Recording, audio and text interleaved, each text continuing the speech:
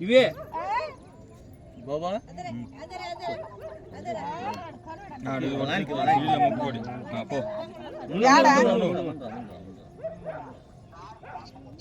వాడిది కూడా ఒక రోజు కట్ చేసి పెట్టారు కదా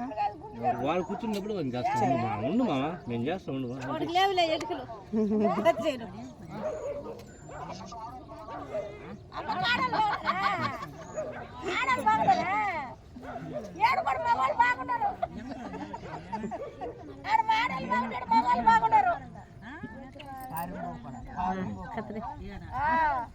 పక్కకి రండి